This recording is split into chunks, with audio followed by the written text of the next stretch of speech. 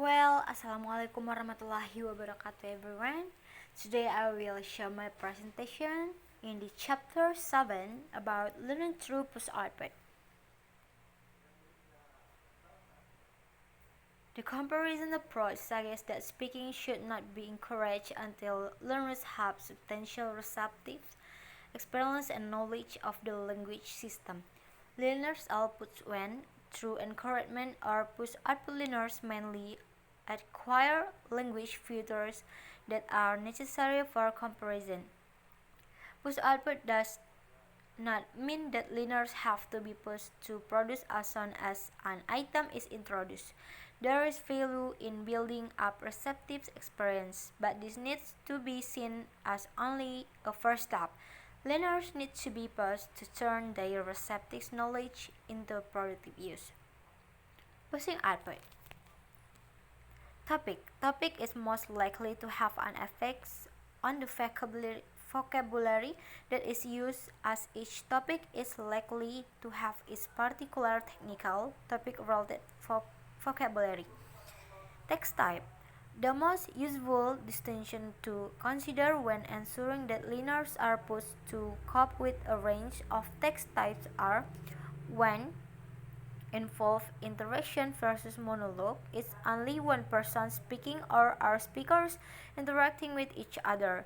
2. Colloquial speech versus formal speech. 3. Short turns versus long turns.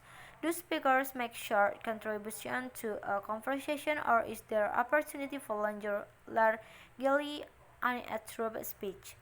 4. Interactional versus transactional speech.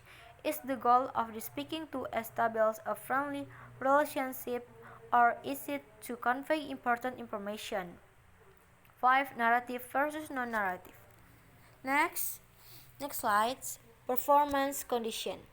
When learners perform speaking tasks, they can do this under a variety of conditions. One set that has received a reasonable amount of attention in research and the opportunity for planning before speaking. Planning involves preparing for a task before the task is performed. Typically, it involves having time to think about a given topic, having time to prepare what to say, and taking brief notes about what to say. Next, time pressure. The second major performance condition affecting speaking is time pressure. Recently, research have discussed online planning and pre-talk planning. Online planning involves paying careful attention to turning ideas into speech while they speak, and this is more likely to have a positive effect on accuracy. Amount of support. Supported or guided tasks allow learners to operate under the most favorable conditions for productions. An important design feature is such tasks is the presence of patient, understanding, sympathetic, and supportive listeners. Next, there is informal speaking. Formal speaking. Um, Here, informal speaking. When learners can be taught conventional strategies that can help keep the conversation going. 2. Having a supportive partner in a conversation can make speaking much easier. 3. Repeat tasks can also be a good way of providing support. Initially, the speaking may be difficult, but with repetition, it can become easier. 4. Informal speaking can be prepared for as people typically speak about their lives. A good way to prepare for this is to get learners to write a diary describing what they did each day.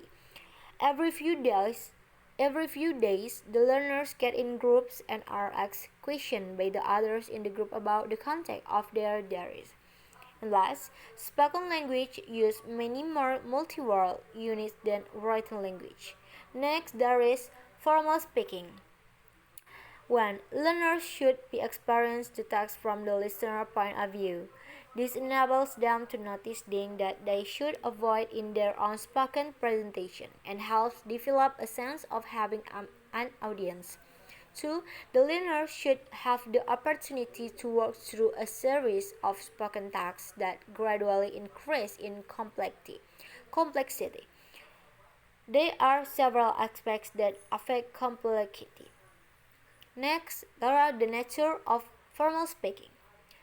It is transactional, that is, its purpose is to communicate information rather than to maintain social contact, as in the case with most interactional speaking. And two, it involves taking a long turn, that is, it not usually presented as the dialogue but requires speaking for several minutes in a comprehensible and organized way. Next, it is influenced by written language. Often it will involve speaking from notes and will involve academic vocabulary. For the speaking is done the learner's careful style in a clear and deliberate way with opportunity for the speaker monitor the prediction. And last, it often needs teaching as it a skill that is not a part of typical language use. Next, teaching formal speaking. Here you can read here and I just read too. The speaker can look at the ideas that will be presented and find an effective way to organizing them. This will usually require a very good knowledge of the content matter of the talk. The speakers can use a standard rhetorical framework for organizing the ideas. For example, when presenting a description of something, the speaker can present a feature followed by two examples, the next feature, and two examples, and so on. If the speaker is defending a viewpoint, the speaker could proceed by systematically eliminating and the arguments against that point of view. Next, a process approach to formal speaking. Because formal speaking is usually a planned activity, it is possible to take a process approach to it. An important part of the formal speaking process is taking account of the audience and the suitability of the information that is to be conveyed to them. It is useful for members of a language class to present tasks to each other so that they can experience both the roles of speaker and listener. A speaker may have difficulty with a talk because there is little to talk about or the topic is poorly understood. Brainstorming is an effective way of doing this. In this activity, learners suggest ideas which are listened uncritically, the main goal being to get as many ideas as possible. And last slide. Here they are monitoring formal talk. Goals and audience. Is the speaker showing awareness of the audience through the use of appropriate language based on presentation and shared experience? Is the speaker goals clear? Then ideas. Has the speaker enough relevant things to talk about? Is the speaker trying to present too much information? Organization. Is the work well organized? Organized? Is the organization of the talk clear to listeners? Notes. Is the speaker talking to audience? Presentation. Is the delivery fluent? Does the speaker keep the attention of the listeners? Are there enough chains of focus of attention? Just that about my presentation today, learning through post output. I'm sorry, anyways, because I have problem in my laptop, so I make again my presentations, and I upload this in my YouTube channels. And if you don't understand, and if you have a question for me, just send me question in group or in comment on my channel YouTube, and I will answer. And thanks for your attention.